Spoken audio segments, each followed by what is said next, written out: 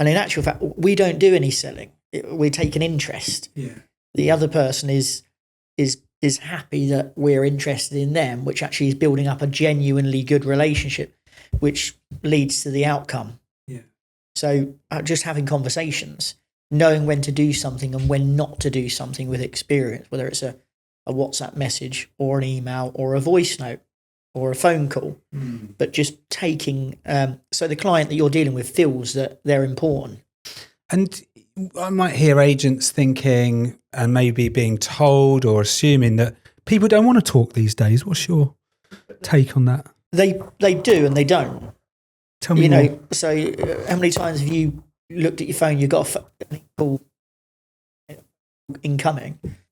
But I can't take that now. Yeah. And it is a like lot. that. Yeah. Yeah. Exactly. You do that to me all the time, don't you? But it's just understanding you're going to be pigeonholed in the same pigeonhole as everyone else if you behave like they behave. Mm-hmm. And what I mean by that is if you're a buyer or if you're a vendor, chances are you're probably getting the same interactions and it's transactional. There's no, it feels like you have to. It feels robotic. Yeah. If you're genuinely taking an interest in someone, whether it's an applicant, again, standard practice, why this home, or how practical is it for you? Where do you work, or is there family nearby? Or, oh, you got some children. What age are they? Are they going to school locally? Taking an interest in them. Sincere. Yeah. Yeah, that's interesting. And coming kind of out of that sort of old school thing, there's some new things that you do in your business. One of which is you don't just go and view houses, I'll use the words willy-nilly on a daily basis. Whilst maybe in the old days, if someone phoned up and said, I want to view this afternoon or I want a valuation today, you would have dropped everything and gone and done it. Tell my audience really, what is it you do now and why in those scenarios? So in the majority of our weeks, very rarely, it's on the odd occasion, we would have a viewing during the week, but it's extremely rare. And when we're selling something on behalf of a client, we're doing everything we can to not inconvenience them, which actually works to our, our benefit, but also their benefit. What I mean by that is I could put you on the market tomorrow and then I could have a viewing at 5 o'clock, a viewing at 3 o'clock, a viewing at 2, a viewing at 1 over the period of the next few days. That's really inconvenient. You might be working from home, you might have children. So we work around not inconveniencing you, but having a plan of action and a structure where when you go to market, not only do you look great, you're priced as accurate as you can to then be a finely dangled carrot to potentially interested clients where we can curate a list of the right kind of clients to view on a certain day. Not rocket science, very American, Australian, but we're trying to protect our time. And do you do like that on every single house? Okay, so basically you slot in when you launch the property? Yep. So we would allocate, we would go to market after the marketing is all back.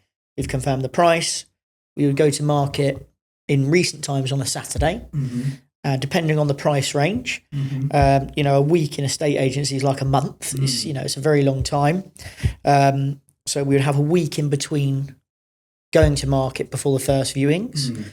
If your price bracket is probably £600,000 upwards, the pricing is a little bit more expensive, so the pool might be slightly less.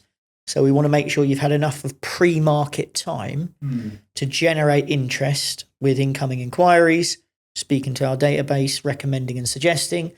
So we've curated the right kind of people that view on the first available viewing weekend.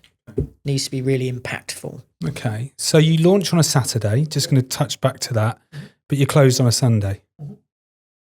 Why? Strategically, we launch on a Saturday from 4 p.m. We close at 4.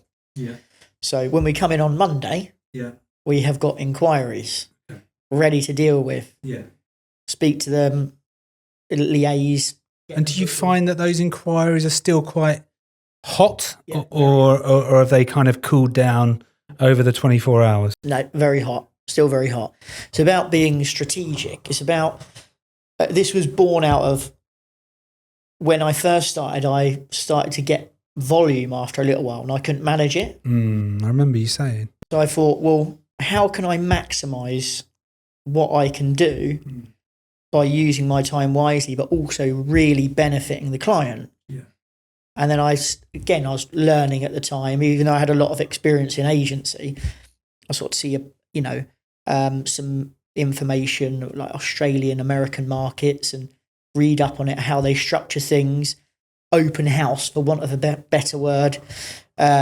We do scheduled viewing days.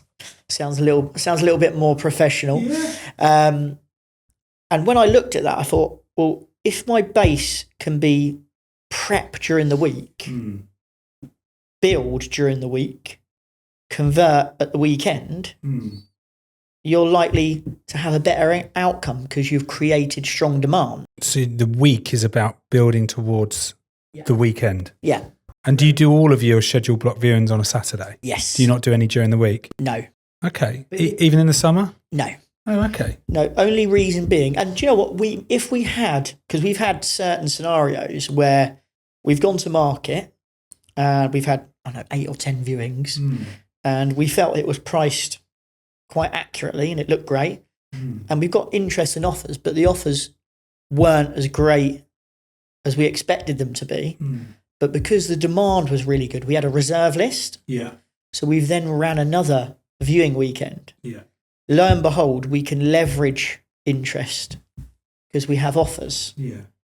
And if we make the second viewing weekend aware that we do have interest and we do have offers, but due to the demand, we wanted to make sure that our client had all the opportunities and wanted to view. Yeah.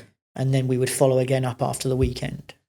So what I'm hearing is that because that's very different than I think 90% of estate agents that are out there work. So they're very reactive. Is that probably the best way of putting it? And then they don't necessarily then value their time. Is that, I don't know. Is that as... I wouldn't say that they don't value their time. They don't understand their time. Okay. Tell us more. So they are order takers as opposed to, and not they don't mean to be order takers. No. They're afraid of saying conditioned no. order taking. You are. I was like that, and many people have been like that as well. Yeah. And I think when you value your time and you can we deal with less clients. We could deal with a lot more clients, but then possibly not the right fit for us. We'll come on to that. Yeah. So we operate on an exclusive availability. So we can service you as best as we can, because if we take on too much, we will underdeliver. And it's my business. I don't ever want anyone to experience that. It's not the experience you want for someone. We want them leaving us on a brilliant note. If you ask them at the end of the transaction, would you use them again? And if the answer isn't yes, I'd be devastated, as it were, because it's important to do a good job. Well, it's really interesting because the public probably think that if they ask to view today, they can. Is that fair to say? Yeah. How do you navigate around that expectation when clients ring in for a valuation or a viewing? What would your guys, and including yourself, be saying to potential clients? So whether it's a viewer or someone that wants a valuation, we're a clear diary during the week. The earliest we can do is X on this day, or we'll give alternatives. If someone says, unfortunately, I can't make any of those days, it is a rarity. I'm going to go elsewhere. You were never for us anyway. Yeah. It's not for us. Yeah. Or if we have someone that wants to view, I had a really interesting lady. There's a lot of, I don't know why, but there's a lot of entitlement that if I ask, I expect. Tell us more about that. I think this will probably resonate with a lot of people listening to this. Yeah, it's someone would ring up, they would see a property, and in our adverts, we clearly state when the earliest opportunity to view is. Very clear, very bold. We're, as part of our strategy, that we want to maximise interest We want to sell you quickly as a vendor. Selling quickly is not selling cheaply. You're at the height of negotiation and interest. Mm-hmm. The longer you're available, the less desirable you are, taking that into consideration. And sometimes we have people that do sort of throw their toys out the pram. I can't make that weekend. That's not a problem. In those instances, because we want to strike whilst the iron is hot, we would do either the Friday and make them aware that if you're interested, that's great, but the vendor won't be making any decisions until after the weekend. Mm-hmm. Or if they can't make the Friday, they'll be on the Monday. So it's still fresh and we've got fresh interest, and then we'd come back. So we don't want to lose any opportunity, but we want to manage it. But if you're not viewing it because you can't make it, that's not our problem. Mm-hmm. If you want something, you'll make it. Mm-hmm. If you don't, you're a chancer, in my opinion, and my experience. So.